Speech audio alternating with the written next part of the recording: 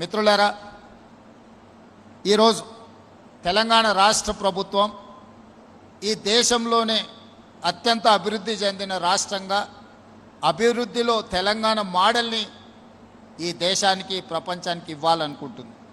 అందుకోసమే ఈనాడు తెలంగాణ రాష్ట్ర ప్రభుత్వం ఒక క్రమ పద్ధతిలో పాలసీ విధానాన్ని మనం ఈరోజు తెచ్చుకున్నాం. పాలసీ లేకపోవడం, పాలసీ పెరాలసిస్ ఏ రాష్ట్రానికి అయితే ఉంటుందో, పిక్ అండ్ చూస్ పర్మిషన్స్ ఏ రాష్ట్రంలో అయితే ఉంటాయో ఆ రాష్ట్రం అభివృద్ధి జరగదు. అందుకే ఈరోజు తెలంగాణ రాష్ట్ర ప్రభుత్వం కంప్లీట్గా కాంప్రహెన్సివ్ తెలంగాణ ఇన్వెస్ట్మెంట్ పాలసీని తీసుకొచ్చుకున్నది. టూరిజం పాలసీ ఉంది, ఎనర్జీ పాలసీ ఉంది, మెడికల్ అండ్ హెల్త్ పాలసీ ఉంది, స్పోర్ట్స్ పాలసీ ఉంది. ఎంప్లాయ్మెంట్ క్రియేట్ చేయడానికి స్కిల్స్ యూనివర్సిటీ లాంటి స్కిల్ బేస్డ్ యూనివర్సిటీస్ని స్టార్ట్ చేసుకోవడానికి మనం ఒక విధానాన్ని తెచ్చుకున్నాం. ఇవన్నీ కూడా మన రాష్ట్రాన్ని అభివృద్ధి పదం వైపు నడిపించడానికి, మన రాష్ట్రం దేశ ఆర్థిక వ్యవస్థలో ఈరోజు 5% ఉంటే రాబోయే 2047 100 సంవత్సరాల భారతదేశం స్వతంత్ర ఉత్సవాలను జరుపుకోబోతుంది. ఆ రోజుకి మనము 10% ఆర్థిక వ్యవస్థగా ఈ దేశంలో రాణించాలని టార్గెట్ పెట్టుకొని ఈరోజు పనిచేస్తున్నాము.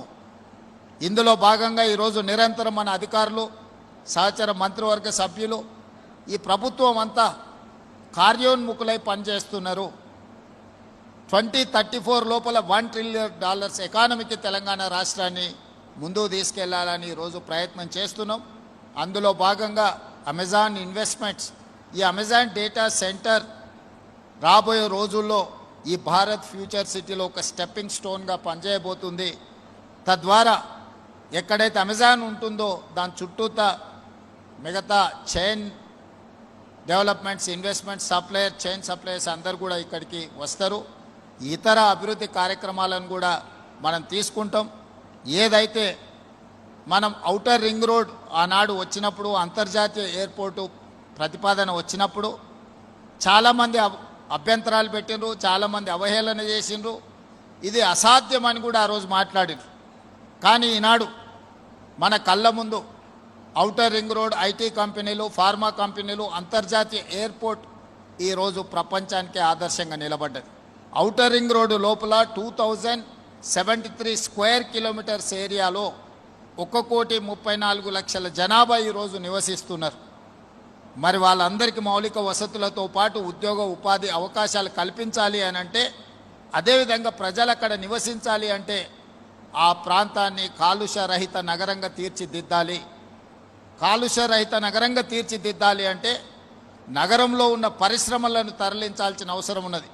నగరంలో మూసీని ప్రక్షాళన చేసుకోవాల్సిన అవసరం ఉన్నది. నగరంలో మెట్రో విస్తరణ చేసుకోవాల్సిన అవసరం ఉన్నది. నగరంలో 3,000 ఆర్టీసీ బస్సులు ఈరోజు డీజిల్ ఇంధనం ద్వారా నడుస్తున్నాయి. ఈ 3,000 ఆర్టీసీ బస్సులను నగరం బయటికి తరలించి 3,000 ఆర్టీసీ బస్సులను ఈవీ వెహికల్స్గా మార్చడానికి ఈరోజు రాష్ట్ర ప్రభుత్వం ప్రణాళికలు సిద్ధం చేసింది. హైదరాబాదు నగరంలో 2 లక్షల ఆటోలు ఈరోజు డీజిల్ మీద ఆధారపడి నడుస్తున్నాయి. ఆ 2 లక్షల ఆటోలను కూడా రెట్రో ఫిట్టింగ్ ద్వారా ఈవీ ఆటోలుగా మార్చడానికి ఈరోజు తెలంగాణ రాష్ట్ర ప్రభుత్వం పనిచేస్తుంది. తెలంగాణ రాష్ట్రంలో కాలుష్యాన్ని తగ్గించడానికి రాష్ట్ర ప్రభుత్వం ఆదాయాన్ని కోల్పోయి తెలంగాణ రాష్ట్రంలో ఎవరు ఈవీ వెహికల్ కొనుక్కున్నా జీరో ట్యాక్స్, అసలు వాహనాల రిజిస్ట్రేషన్కి ఎలాంటి పన్నులు లేకుండా జీరో ట్యాక్స్ ఈరోజు ఈవీ వెహికల్స్ కొనుక్కోవడానికి అనుమతి ఇచ్చినాం. ప్రతి సంవత్సరం 1,500 కోట్ల రూపాయలు రాష్ట్ర ప్రభుత్వం ఆదాయాన్ని కోల్పోతుంది.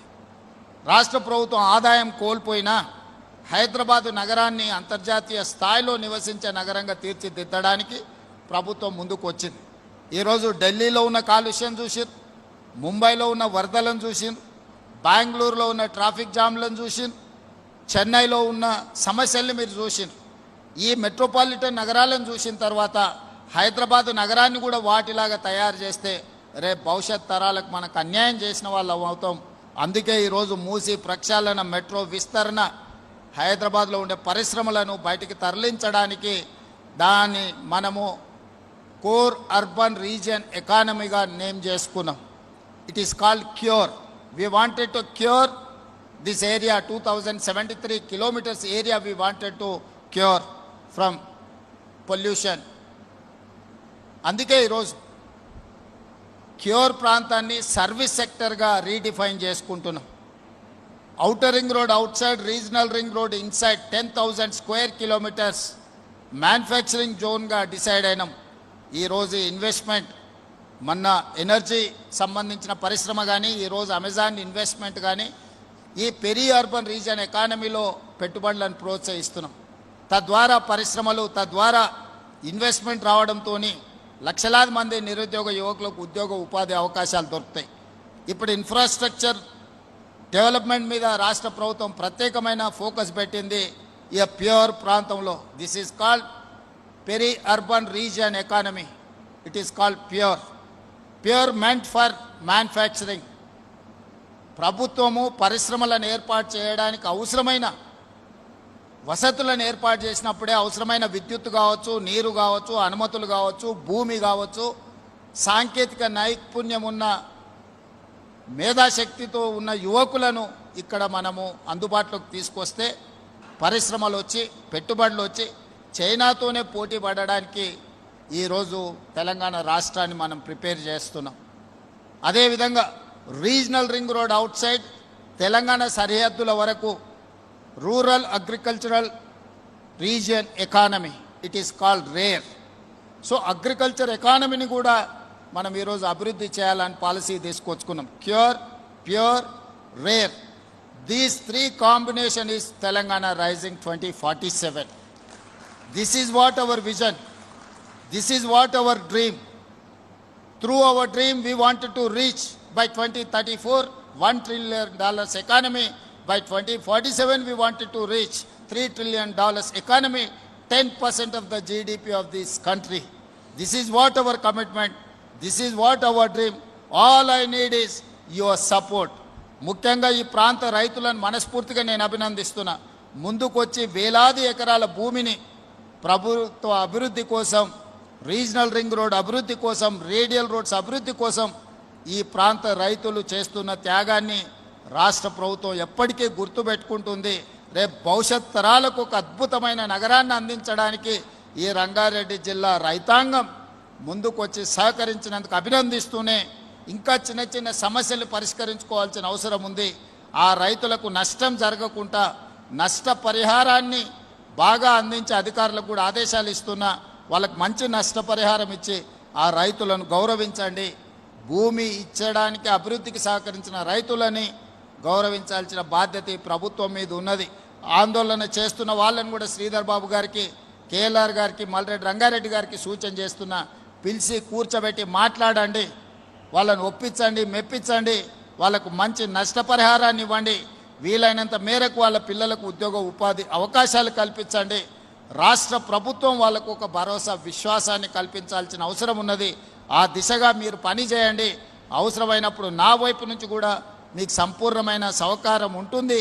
ఈ పనులన్నిటినీ ముందుకు తీసుకువెళ్ళాలని తెలియజేస్తూ మరొకసారి అమెజాన్ వెబ్ సిబ్బందిని, వాళ్ళ మొత్తం టీంని నేను మనస్ఫూర్తిగా అభినందిస్తున్నా. ఎంత తొందరగా మీరు ఇది కంప్లీట్ చేస్తారో, మీకు సంబంధించిన water, power, other all permissions ప్రభుత్వ అధికారులందరూ కూడా ప్రత్యేకమైన శ్రద్ధ పెట్టి మీకు అనుమతులు ఇస్తారు. మీరు వేగంగా విస్తరించండి.